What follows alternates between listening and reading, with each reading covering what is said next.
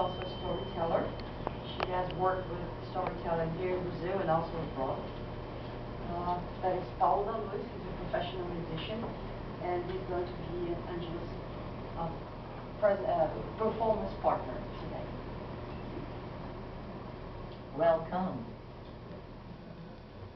You may sit. I was waiting for another friend that was late, but I reckon we may start.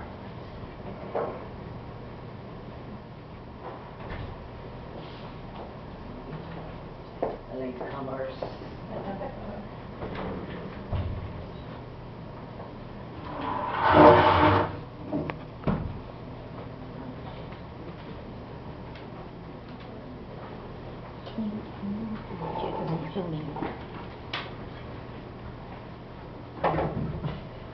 So you should take all the journey. Don't want anyone to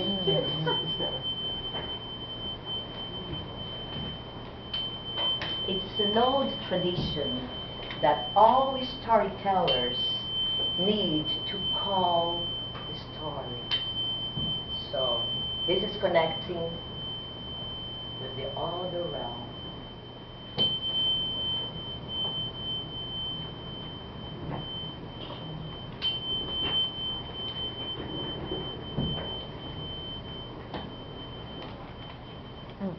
Give it to me. Just put it down. I will protect it with my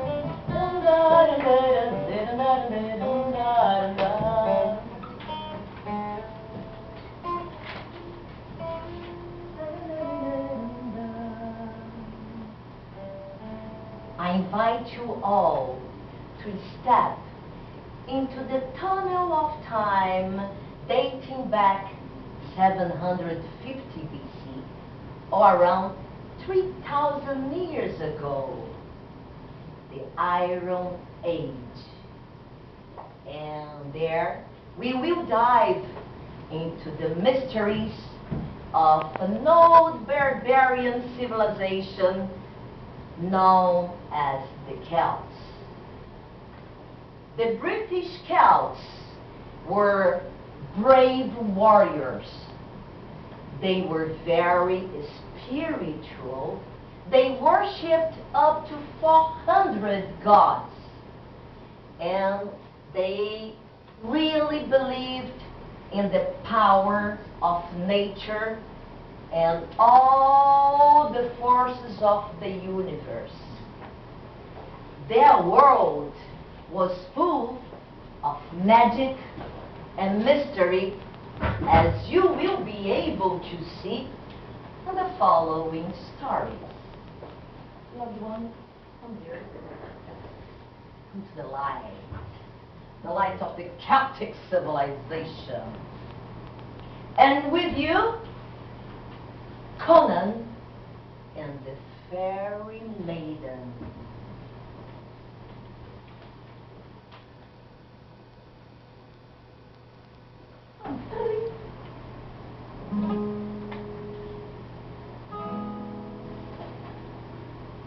Conan of the fiery hair was the son of Cole of 100 fights. One day, as they were rejoicing after a long battle on the height of Yusna, just contemplating the sea, and there worshipping Dagda, the Father God, God of all things, Conan, his son, heard the most amazing, undescribable voice calling for him. From far away, the voice was coming from the sea, somewhere over there. He couldn't see where it was, but he could feel it. Then he started to ask, "Who are you? Where do you come from?" Then the voice answered,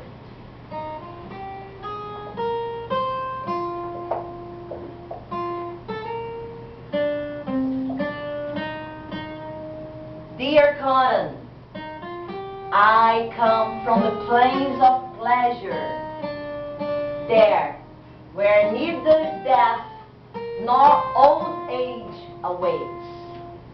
There we keep holidays always, and in all our pleasure we have no strife. I come to invite you to know my land. It's a beautiful land, where all the beings live in harmony with each other.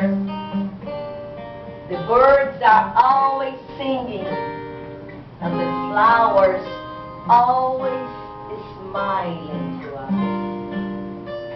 Come, Conan, if you come, I can show you the secrets of our land."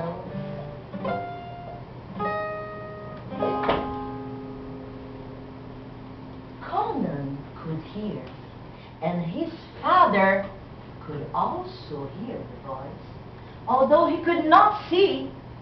But then he got a bit annoyed with that. And he turned to his son and asked, "Conan, my son, who are you talking to?"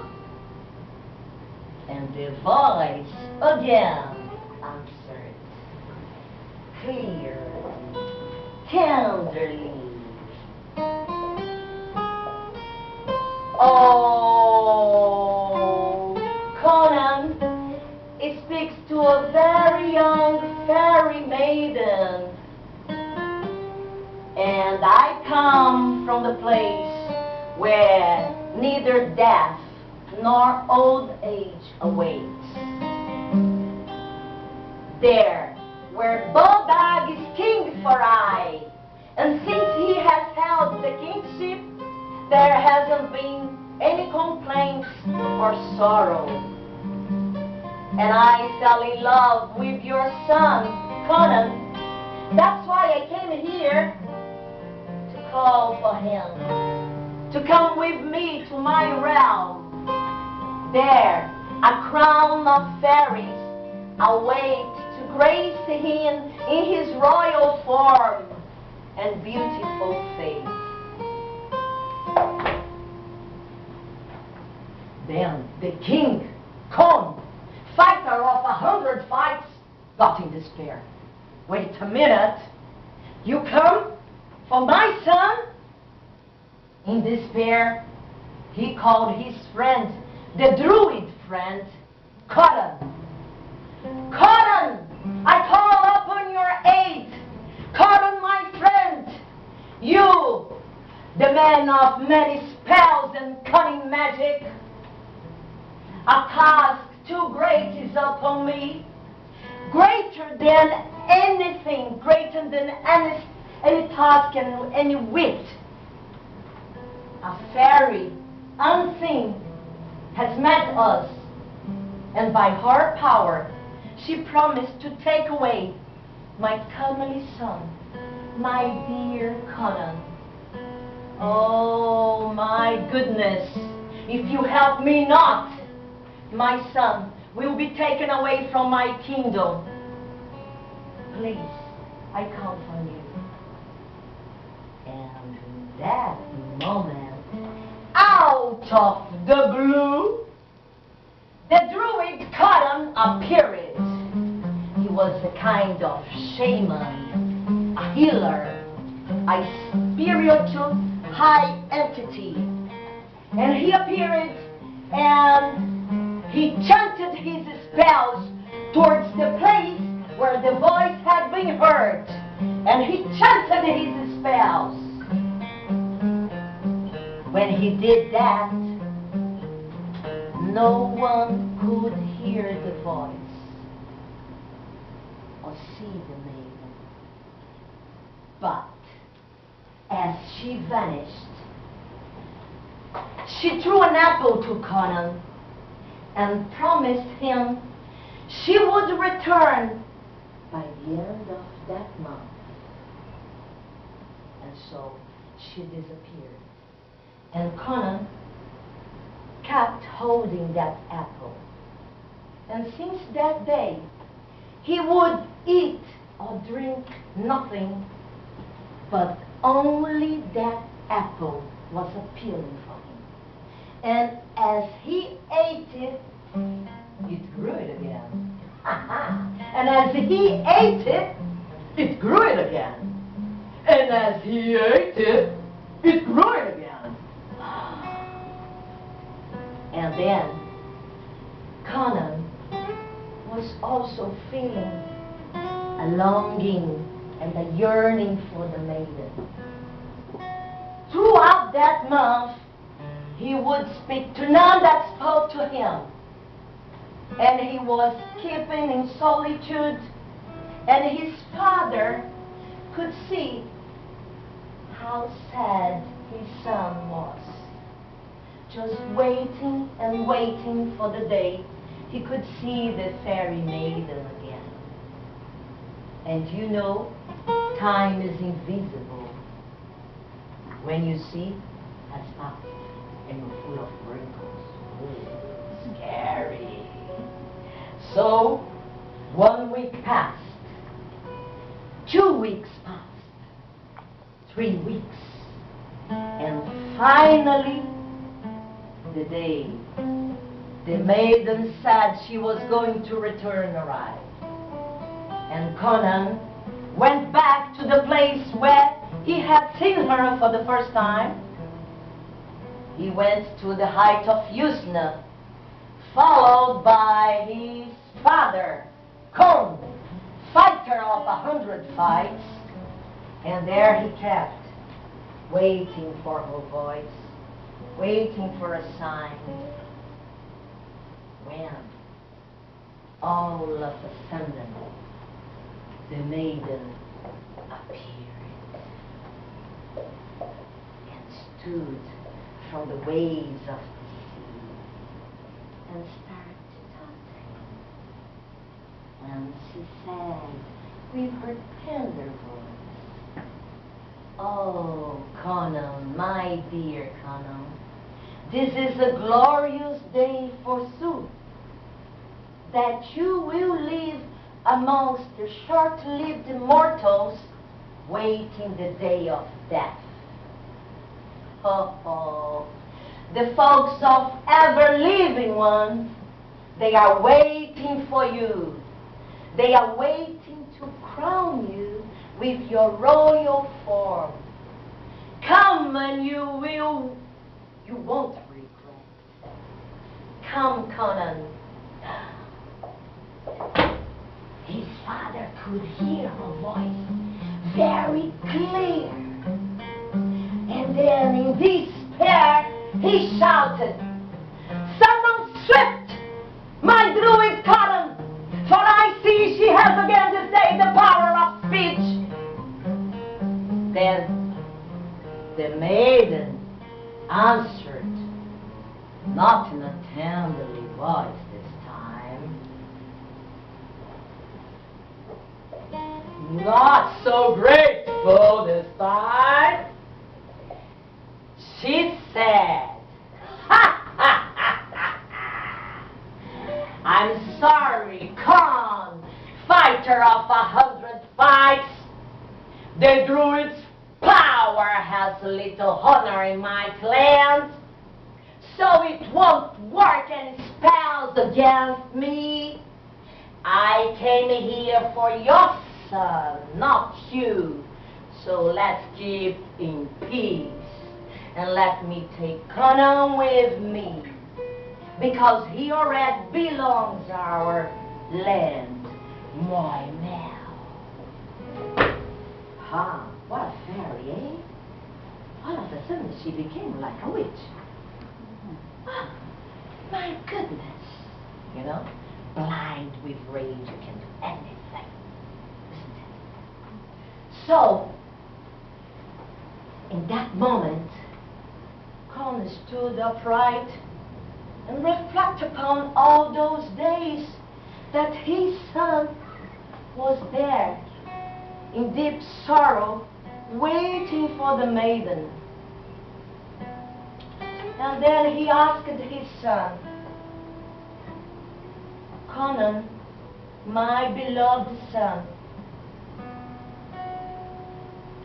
are you feeling really deeply love for this maiden? Do you want to go with her? And then his son, also in tears, suffering, answered, my beloved father, I love my old folks above all things, but I cannot deny a strong yearning and a longing for the maiden that I have met. So I feel it's my duty to go with her to Moreira. I ask for your forgiveness, but I need to go. And as he said that, the fairy maiden heard and answered, this time very tender and soft. Oh, my beloved Conan, the waves of the ocean is not so strong as the waves of your longing. Come to Moreira. There is still another land glorious awaiting for you, and there you will have everything you need.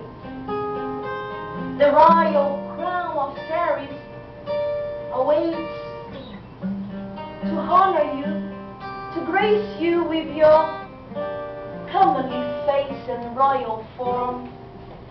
Oh, my dear Conan, ruddy as the dawn with your tawny skin, I'm sure you won't regret coming to my curragh, the straight gliding, gleaming crystal canoe, and soon we can reach Bodag's realm.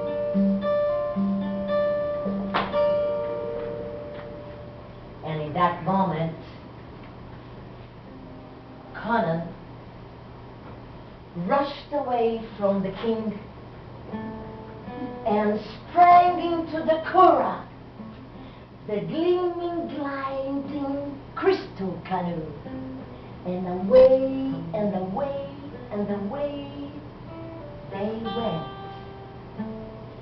And the king and the court could see them farther and farther away, leaving to who knows where, till the eye could see it no longer. And then they disappeared. And who knows where they came to land.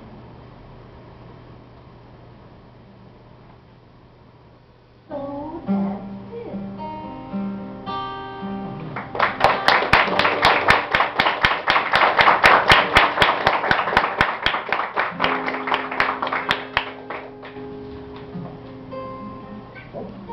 Beautiful love story.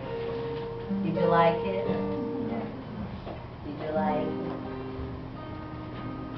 You know, the Celtic civilization, it's a civilization of enchantment. If I would say something that would like, you know,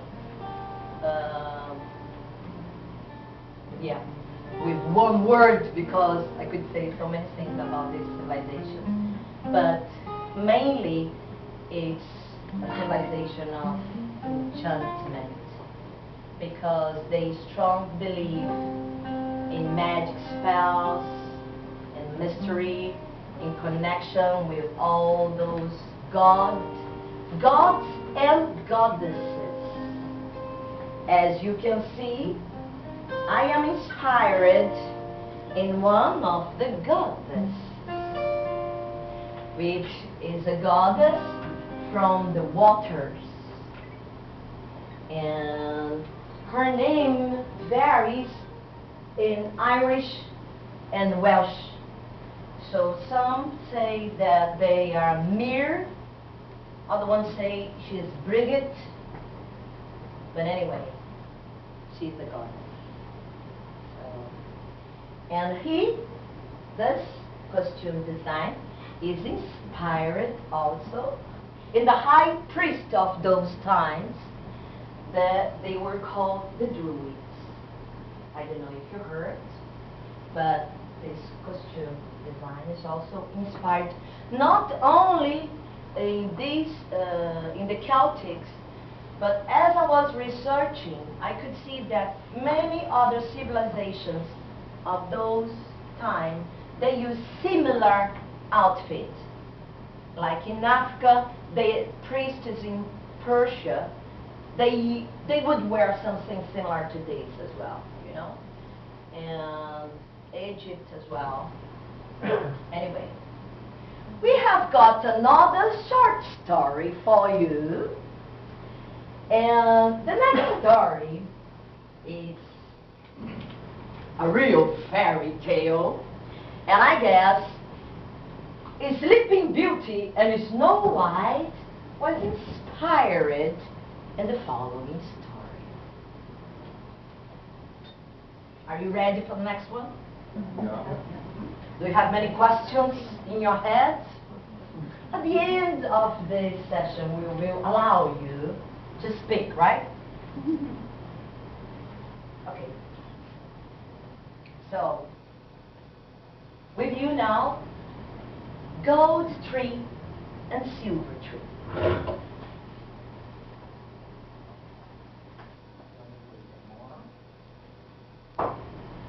Doing it.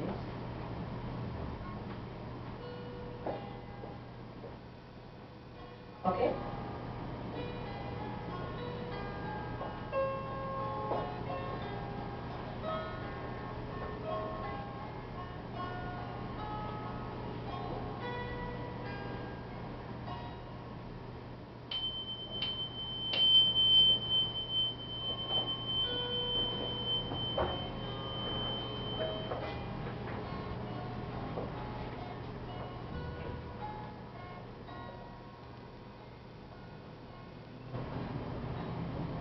Silver Tree was a beautiful queen, and she was the queen of the realm of Tanaha in Dingle, there in Ireland. You know, she lived always in peace and harmony with her daughter, Gold Tree, and her king. But as the years passed by, Silver Tree started to get obsessed about beauty. And one beautiful sunny afternoon, she walked up to a glen, a beautiful valley, enchanted valley, I must say. And there she went and arrived near to a well. And inside the well, there was a trout. And she dared to ask, "Trouty, bonny little fellow, am not I the most beautiful queen of the universe?"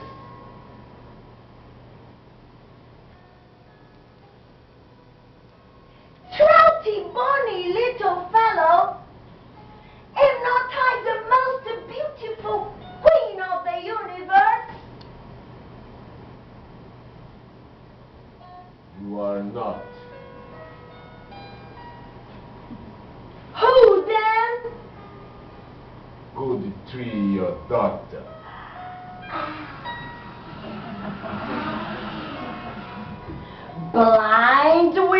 rage, she went back home, determined to get the heart and the liver of her own daughter. Yeah, this is really psychotic.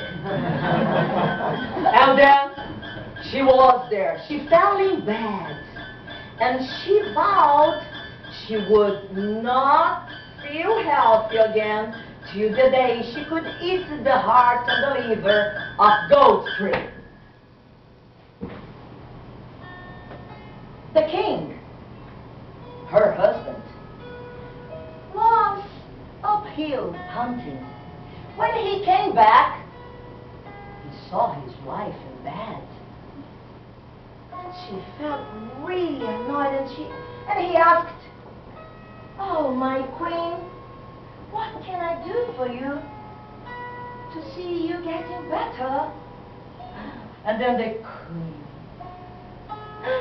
"Oh, my king, if I could only eat the heart and the liver of our daughter, I think I would feel much better." Can you believe? Can you believe this woman was able to do that? But it happened that time, a very rich prince from another realm had come like a month before and asked for Gold Tree's daughter to marry. And he took Gold Tree away to another land, to another castle. Then the king was there thinking what he was going to do to get his wife better. He had a brilliant idea. "I know. I will send my lads to hunt a he-goat, and then I can give the heart and the liver of this goat to my wife." Yes, perfect idea. So he did. And he arrived at the room with the heart and the liver of the he-goat. And the queen ate that with so much pleasure. And she felt much better. And as soon as she ate, she got up and felt so great. She said, "I must go back to that well and ask him. I need to go there." And she went back to the well, where there was a trout. And then she asked again, "Trouty, bony little fellow, am not I the most beautiful queen of the world?" Of course not. "Who then?" Gold Tree, your daughter.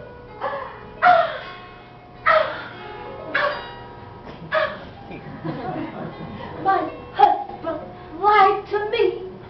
I can't believe that. I must do something quick. She rushed back to the castle and then asked, "My king, I want you to put the ship in order, and I will go to search for my daughter." So she did. You know, she was very brave and knowledgeable. She herself steered the helm and went in search of her daughter, sailing away. Wait. But as she did that, she took a poisoned bodkin with her. Oh man, this mother was, I tell you, horrible. She took this poisoned bodkin with her, you know, latecomers. Sorry, I cannot do a brief on the whole story now, right? Right in the middle, you know. She's doing her second terrible spell against her own daughter, you know. the mother that wants to kill her daughter. 3,000 years ago, that used to be common. Can you believe that? So, today, we are easygoing people. Okay, so she arrived ashore, and then she started to shout, "Good tree love, your mother's here to see you. Come down, gold tree.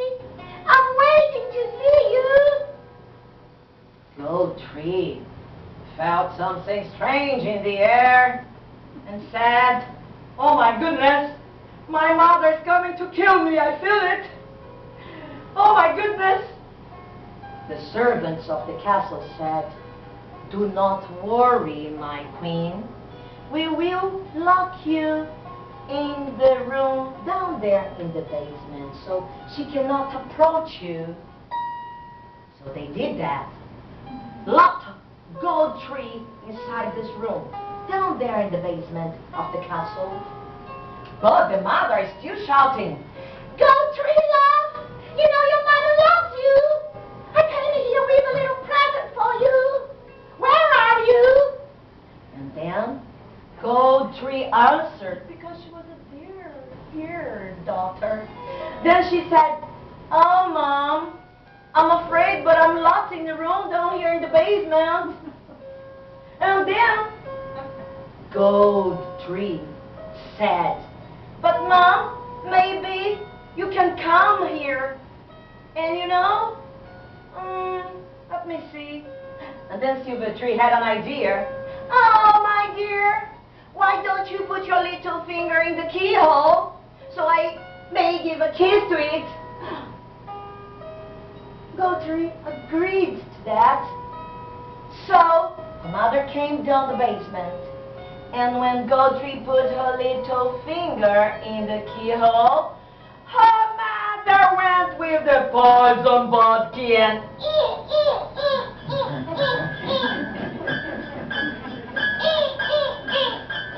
oh my goodness, you know what happened to Gold Tree. Like that, she felt that. Oh, to the great despair of the king that she had married. Oh my goodness, you couldn't believe the king when he went back from the hill castle, the hunting hill where he was. The king arrived and saw his lady there, dead. And he said, "My goodness, she's so beautiful." She didn't kiss her, right? He didn't kiss her this time, right? He didn't give her an apple, right? Not yet. So, he saw her and said, "Well, I must keep her in this room, just like that. So, I will never, never, never, never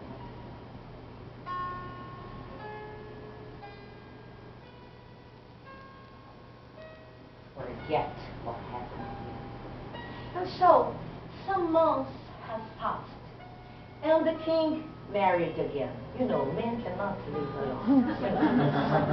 Since old times, men are like that. They need somebody. You know? So he married again, but he always kept the lock of that room. But one beautiful day, he forgot, and he left the keys of that room and went hunting uphill. At that moment, his second wife saw the keys and was curious about it. So she was looking which doors could fit that keys. And finally, she arrived at the room where Gold Tree was. And when she opened, she couldn't believe such a beautiful woman there. Mind you, she was there. She didn't get rotten. She was not smelly at all. And she was as beautiful as she was. A month has passed, and she was there. just as beautiful. Smelling flowers, by the way. And then when she looked at it, she said, oh my God. But then she noticed she had something funny in her finger. Then she took the poison vodka out of her finger. And you know what happened? Gold Tree came alive again. And then, when they saw each other, they fell in love with each other. Mind you, how come? Strange business. But they hugged each other. And they would get hours chatting and chatting. And when the king came back, he was surprised. My goodness. Are you talking to the country? And then the second wife said, you know, I feel I'm too much here. I know that she's the first one. I may leave you alone. And then the king, very smart, said, no, do not worry. I can keep you both. I'm very rich. I have, a heart full of love. I can give you both much love. Do stay here, beloved one. Well, they were there in harmony, since those days. The world is like that, it's like that. So they were there in love, but meanwhile, the queen, Silver Tree, was there, thinking that she was ruling, beautiful as she was. And she thought like, I must go back to that well and talk once more to that trout. So she went there. She went back to the well and asked, Trouty, bonny little fellow, I'm sure this time am not I the most beautiful queen of the universe? I said. What did you say? Go the tree, your daughter. How come go the tree again? She got a bit hissed, got a bit out of order. And how come it's been a year since I put a poison vodka in her finger? She dressed up in a most beautiful outfit. She ordered the ship again. Bye-bye. I see you in Bondag's realm. And then she sailed away again towards her daughter's land. This time, she took a special drink with her, of course, right? Special drink. And then when she was ashore, she started to shout, Go, tree love, come here. Your mother has the most beautiful gift for you. Come down, go, tree love, come down. And then Gold Tree felt something horrible was about to happen again. And in despair, she called her servants and the second wife that was always with her. What must I do? What shall I do? What shall I do, my friend? My mother is here. I'm sure she will kill me. And the second wife stood forth and said, Do not worry, my beautiful queen. Let's go down and talk to your mother. Let's go. And they went down towards the place where the ship was. And then Gold Tree said, Hi, Mother. I'm here because I honor your presence. And I still love you as a mother. Mind you. Come on. And then Silver Tree said, Oh, my dear, Dear, dear daughter. Look, I bought a very special drink for you. And I'm sure we can be friends forever after you drink this vessel. I'm off.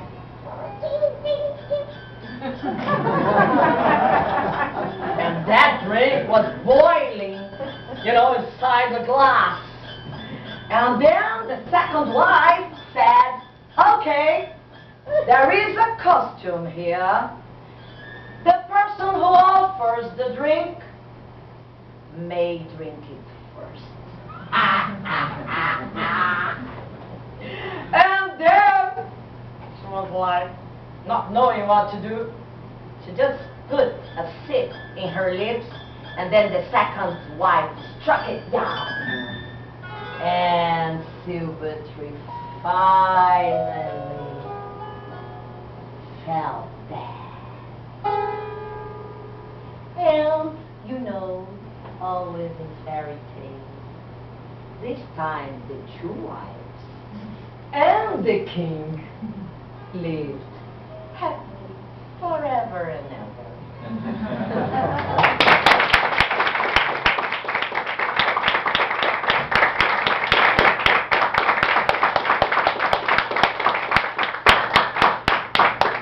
Paulo da Luz, a musician direct from Bahia. My partner in those business, and we have been doing storytelling with music, with many different subjects, and I am a teacher as well, as you know, but I have a very vast research on different civilizations and different cultures. So now you may ask, if you wish,